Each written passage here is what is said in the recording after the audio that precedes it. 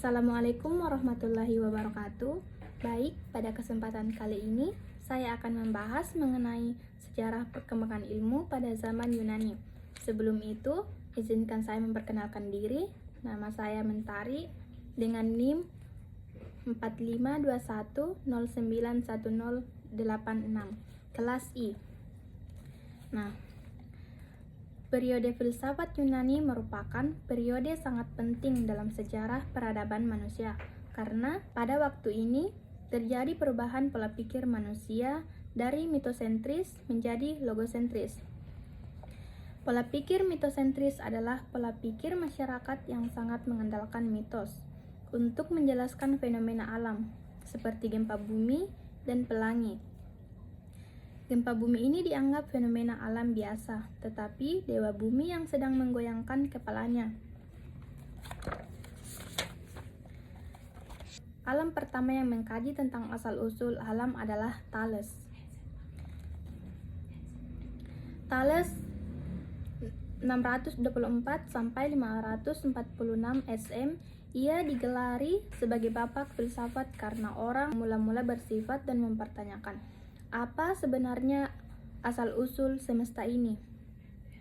Pertanyaan ini dijawab dengan rasional. Maka dari pernyataan Thales tersebut bahwa berdasarkan pada rasional bukan pada mitos atau mistis.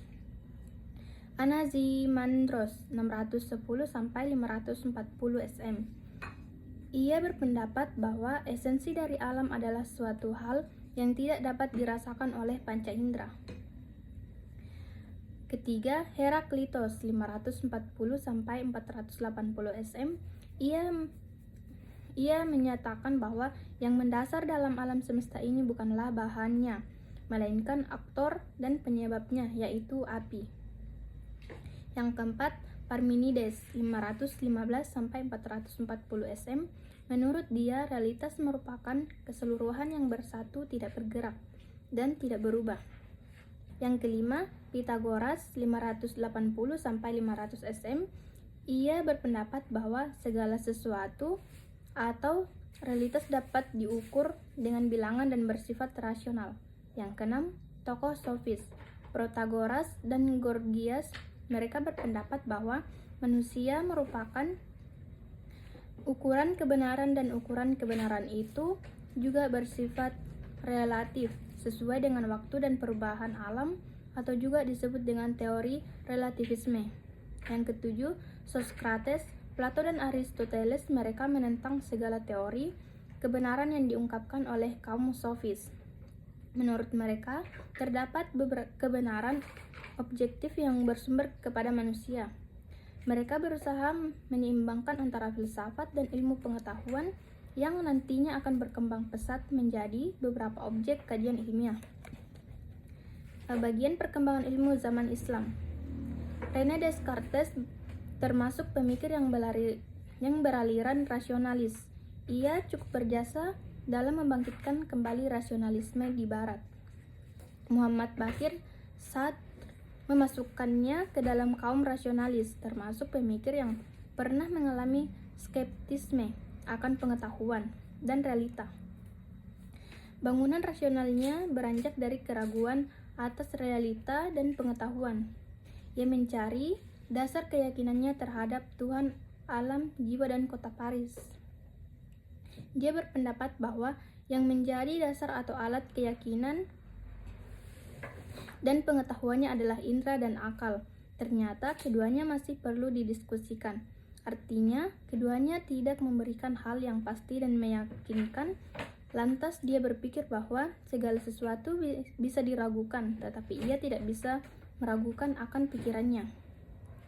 Dengan kata lain, ia meyakini dan mengetahui bahwa dirinya ragu-ragu dan berpikir. Ungkapannya yang populer dan sekaligus fondasi keyakinan dan pengetahuannya adalah, "Saya berpikir, ragu-ragu, maka saya ada." Argumentasinya akan realita merupakan silogisme kategoris, bentuk pertama. Namun, tanpa menyebutkan premis mayor, saya berpikir. Setiap yang berpikir ada, maka saya ada. Dalam dunia Islam adalah Imam Al-Ghazali yang pernah skeptis terhadap realita, namun ia pun selamat dan menjadi pemikir besar dalam filsafat dan tasawuf. Perkataannya yang populer adalah, keraguan adalah kendaraan yang mengantarkan seorang ke keyakinan. Filsuf Ilahi Mullah Sadra R.A. berkata, sesungguhnya ruh manusia jika lepas dari badan dan berhijrah menuju Tuhannya untuk menyaksikan tanda-tandanya yang sangat besar. Dan juga ruh itu bersih dari kemaksiatan-kemaksiatan, syahwat dan keterkaitan, maka akan tampak padanya cahaya makrifat dan keimanan kepada Allah dan malaikatnya. Menjadi substansi yang qudsi yang dalam istilah hikmah teoritis oleh para ahli hikmat disebut dengan akal efektif, dan dalam istilah syariat kenabian disebut ruh yang suci.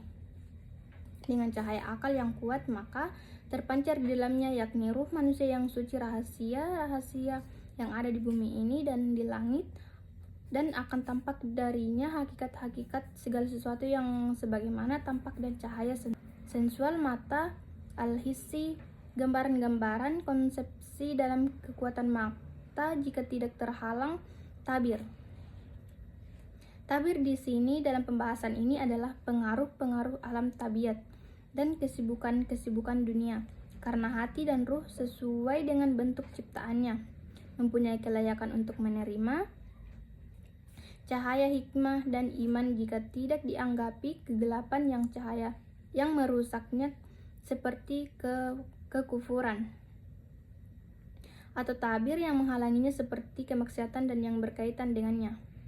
Kemudian beliau melanjutkan, jika jiwa berpaling dari ajakan-ajakan tabiat dan kegelapan hawa nafsu dan menghadapkan dirinya kepada al-haq dan alam malakut, maka jiwa itu akan berhubungan dengan kebahagiaan yang sangat tinggi dan akan tampak padanya rahasia alam malakut dan terpantul padanya kesucian qudsi, kesucian.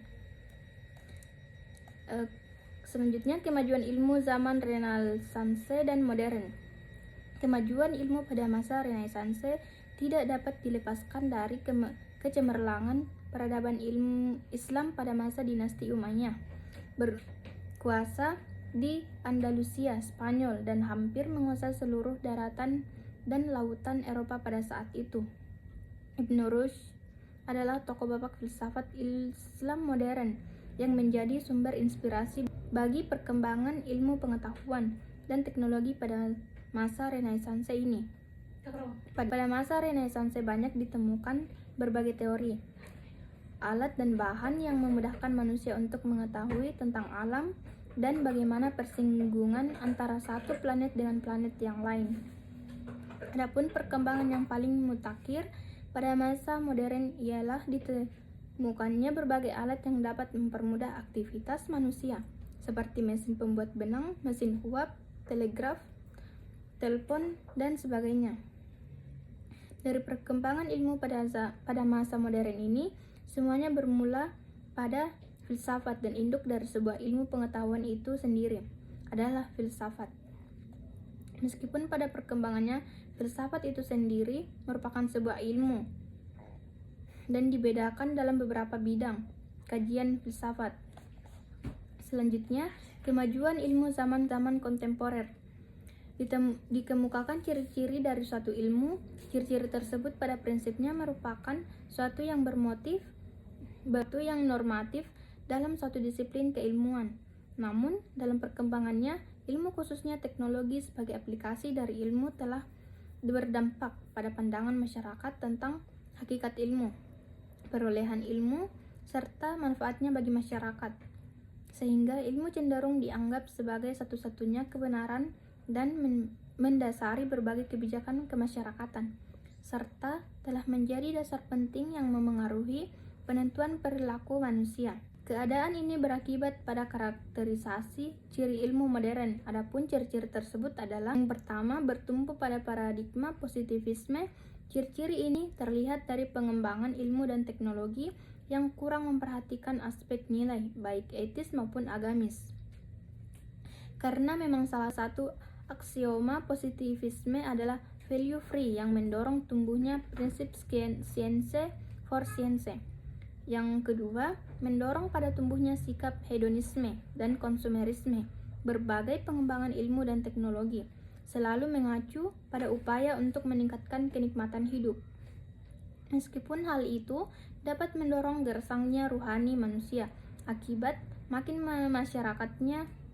memasyarakatnya budaya konsumerisme yang terus dipupuk oleh media teknologi modern seperti iklan besar-besaran yang dapat menciptakan kebutuhan semu yang oleh Herbert Marcuse didefinisikan sebagai kebutuhan yang ditanamkan ke dalam masing-masing individu demi kepentingan sosial tertentu dan resepsinya.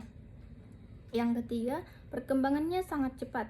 Pencapaian sains dan teknologi modern menunjukkan percepatan yang menakjubkan, berubah tidak dalam waktu tahunan lagi, bahkan mungkin dalam hitungan hari.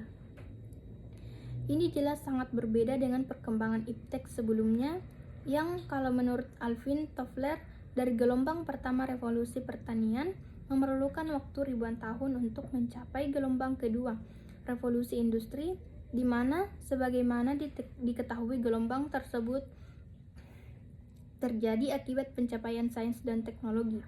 Yang keempat, bersifat eksploitatif terhadap lingkungan.